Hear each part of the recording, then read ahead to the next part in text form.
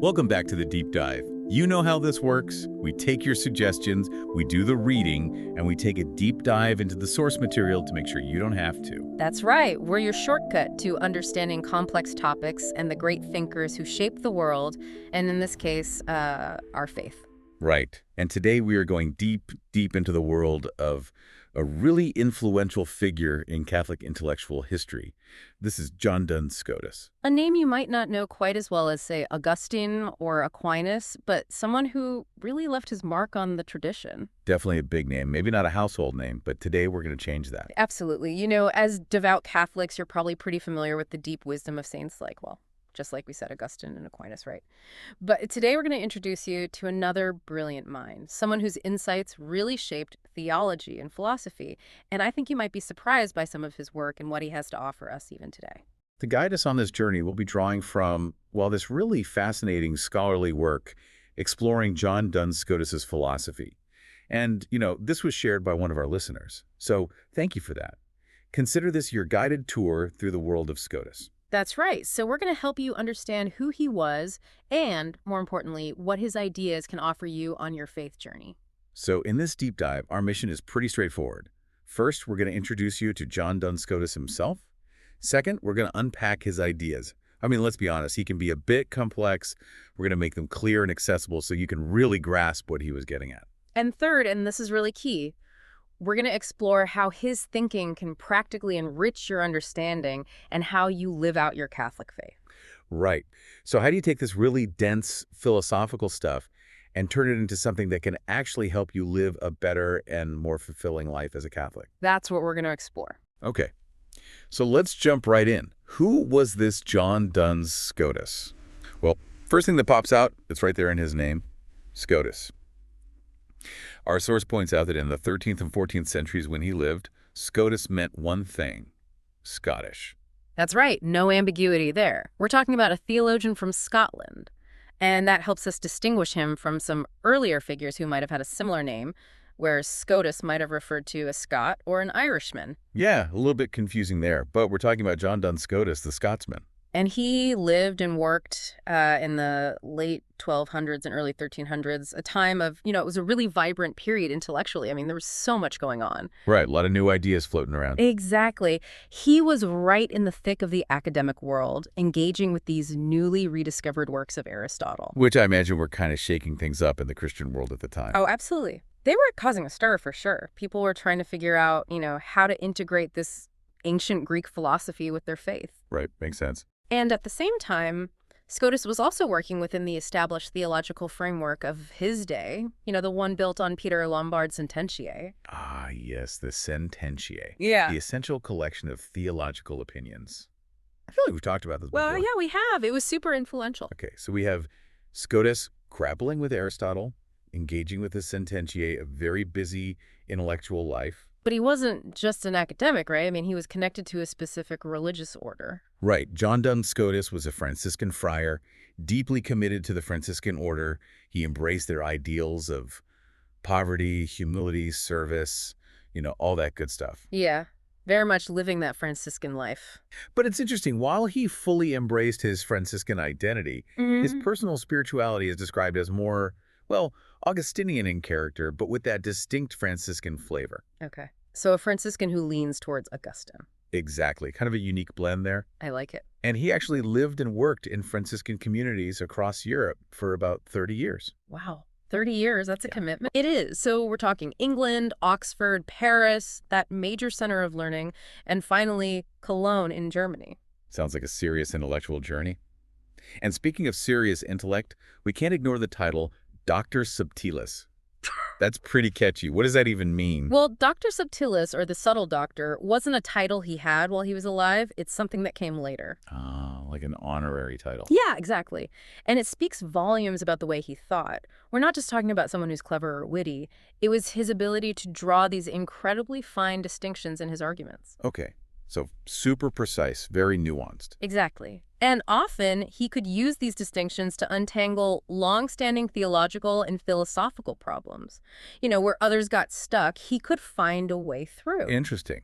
Like a master of theological knots. That's a great way to put it. Our source actually mentions a manuscript from the late 14th century. It refers to someone named Varro as a teacher, calls him Dr. Subtilis. Oh, wow. So the term was already associated with intellectual sharpness way back then. Yeah. Pretty cool. It Yeah. makes you wonder, if he was such a sharp mind, why is his work considered enigmatic? Well, part of the reason it's seen as enigmatic is because, well, he died pretty young. Oh, that's right. Didn't get to finish everything he was working on. Yeah. So he never really got the chance to fully synthesize all of his complex ideas into polished books. Hmm. What we have are mostly his lecture notes, commentaries, works in progress. Like a puzzle that's missing a few pieces. Exactly. And scholars have been trying to piece it all together for centuries. Okay. So we've got a sense of who he was, a brilliant Franciscan mind, deeply engaged in the intellectual debates of his day. Now let's dive into the ideas themselves. Our source talks about his engagement with Aristotle and how that really shaped his thinking. Yeah, Scotus really dug deep into Aristotle. I mean, he wrestled strenuously with his ideas, as the source puts it. You have to remember, this was a time when Aristotle's philosophy was being rediscovered and integrated into Christian thought, so it was a big deal. A huge intellectual challenge. Exactly. But Scotus didn't just accept Aristotle wholesale. I mean, he was brilliant, but he wasn't infallible. Right. He was willing to question even the greatest thinkers. Absolutely. So Scotus, in a very unique way, went beyond Aristotle. He became a key figure in what's described as the Augustinian world of Christian learning. So he was able to use the logical and philosophical tools he found in Aristotle, but apply them to theological questions within a framework that was more aligned with the teachings of St. Augustine. Okay. So a synthesis of Aristotle and Augustine. That's fascinating. It's a really creative blend. Now, here's what I find really interesting. Our source points out that even though none of Scotus's own books became standard textbooks, his way of thinking, his ideas, profoundly shaped how theology was understood and taught. Yeah, that's a really important point. It's not always about who's writing the textbook. It's about whose ideas are shaping the conversation. Right, the underlying assumptions, the framework. Exactly. So even if students weren't directly reading Scotus, they were getting a healthy dose of his thinking through other channels. Like what? How did that work? Well, after about the year 1300, the understanding of Peter Lombard's Contingency, remember that big theological textbook? Well, it became what our source calls broadly Scotist. Broadly Scotus. What does that actually mean? Paint a picture for us. Okay, imagine you're a theology student back then.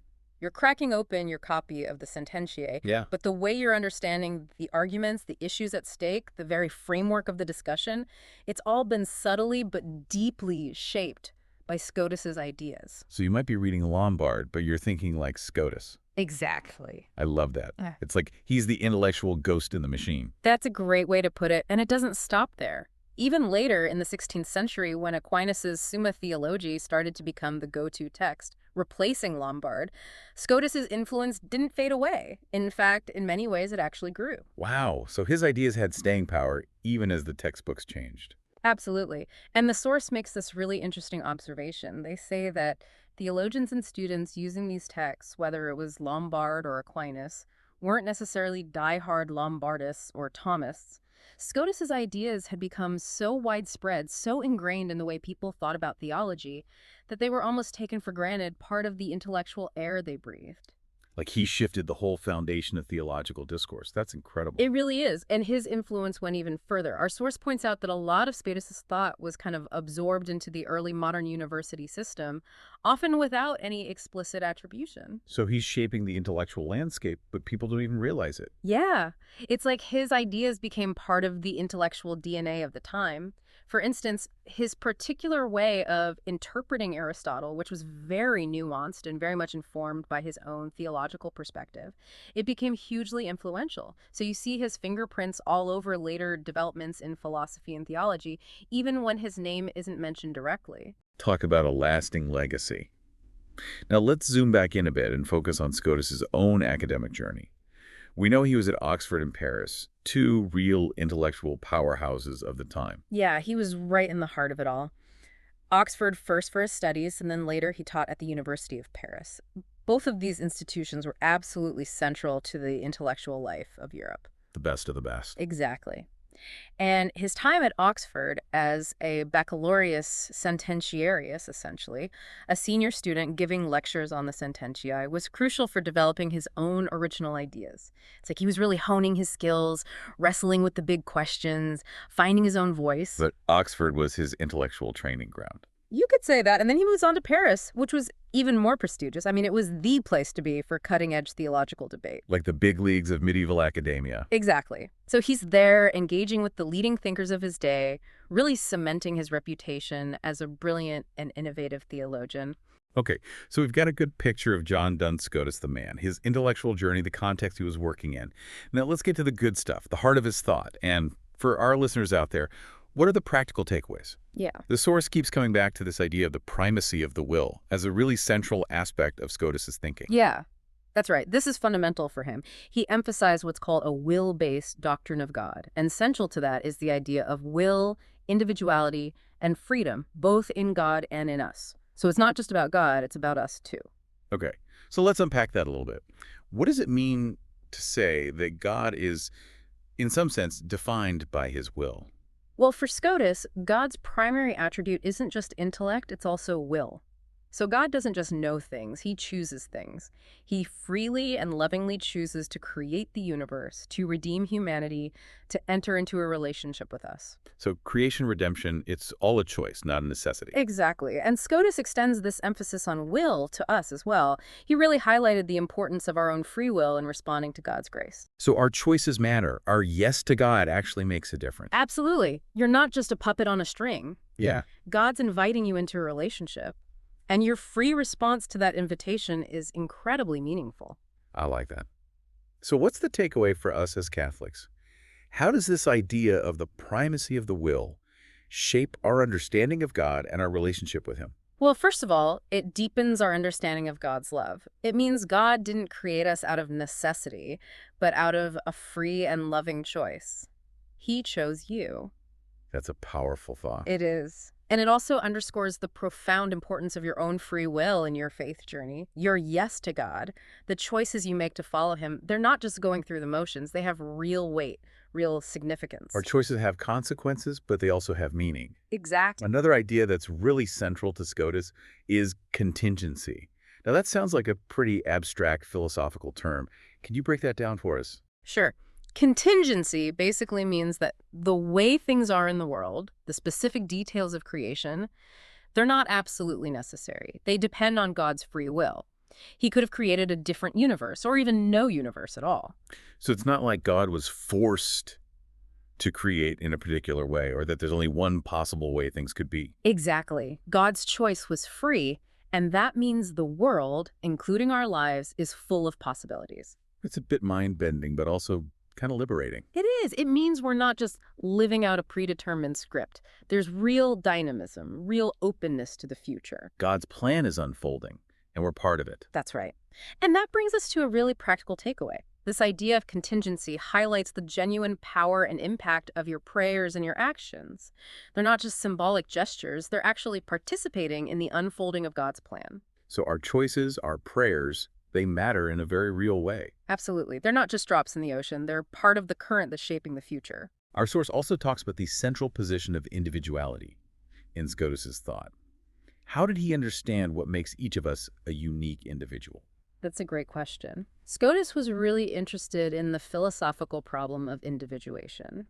In other words, what is it that makes each thing, each person, a distinct and unrepeatable individual? I mean, we all share certain common features as human beings, but what is it that makes you, you, and me, me? Right. What makes us unique? Exactly. Now, his specific theory is a bit complicated, but the core takeaway is really significant for us. And what's that? It reinforces the inherent dignity and unique value of every single person in God's eyes.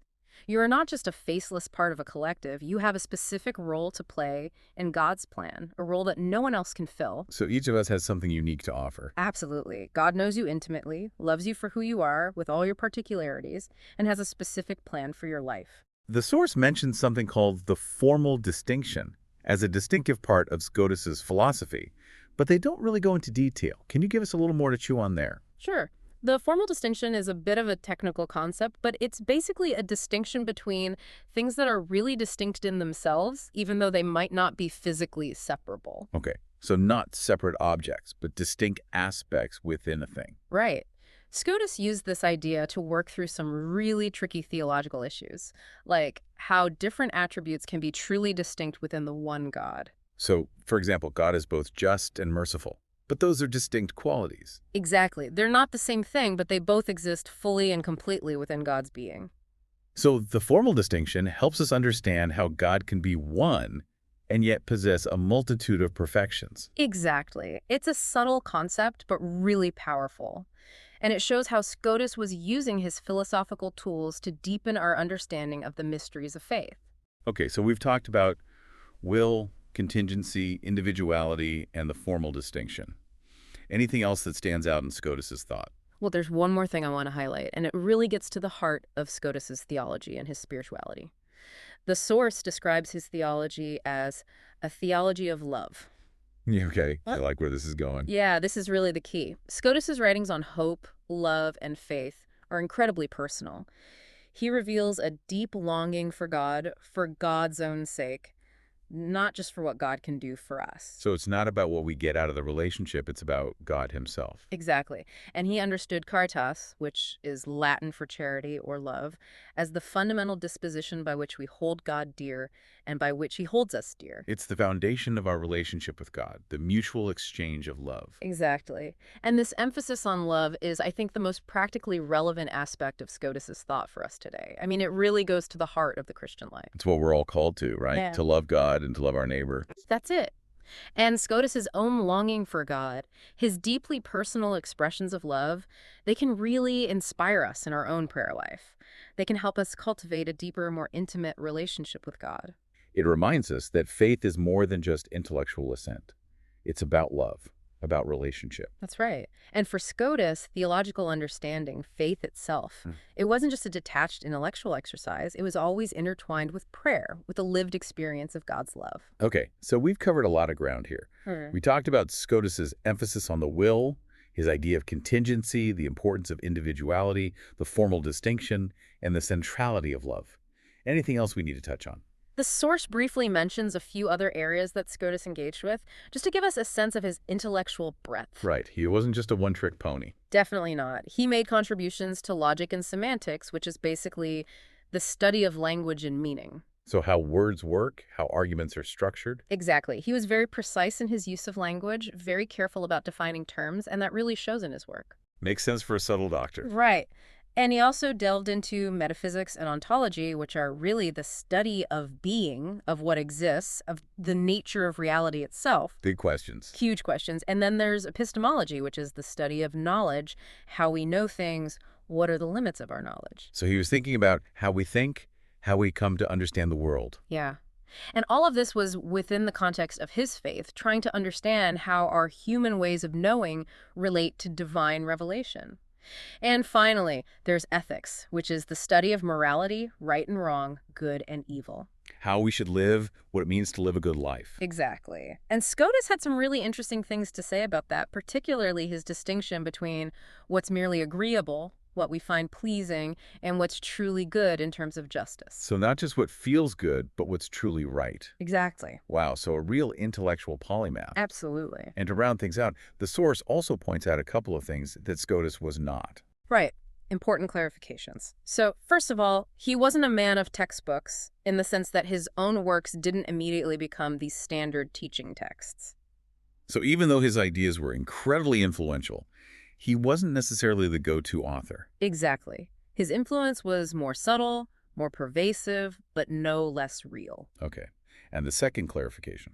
Well, while he deeply engaged with Aristotle, he wasn't just a straight-up Aristotelian. Right, we talked about that earlier. He was working within a Christian framework. Exactly. He was using Aristotle's tools, but he was building a distinctly Christian, Augustinian edifice. So to wrap things up, we've taken a deep dive into the life and thought of John Duns Scotus, this brilliant Franciscan mind who left such a profound mark on Catholic intellectual history. We've explored his emphasis on the primacy of the will, his idea of contingency, the importance of individuality, the formal distinction, and the centrality of love in his theology. And hopefully our listeners are starting to see how these abstract philosophical ideas can actually have a real impact on their lives, on how they understand God, themselves, and the world. Absolutely. Understanding Scotus, even in this brief overview, can give you a richer appreciation for the freedom that we have as Christians, the inherent dignity of every human being, and the paramount importance of love in our spiritual lives. He reminds us that faith and reason can work together to deepen our understanding of God, and that a truly deep relationship with God involves our whole being, our intellect, our will, our affections. It's not just about knowing God, it's about loving God. And on that note, here's a final thought for our listeners to chew on. How might a deeper understanding of God's radical freedom and the contingency of the world change the way you approach prayer? How does recognizing the unique value of every individual, a concept Scotus really emphasized, how does that change the way you see and interact with the people around you? And how can you cultivate that same deep personal longing for God, that theology of love that was so central to Scotus's own life? Those are great questions to ponder. And if this deep dive has sparked your curiosity, I encourage you to explore Scotus's work further. There's so much more to discover, so much richness and depth to his thought. This has been a fascinating journey, and we hope you'll join us next time for another deep dive into the ideas that have shaped our world. Until then, keep thinking, keep questioning, keep diving deep.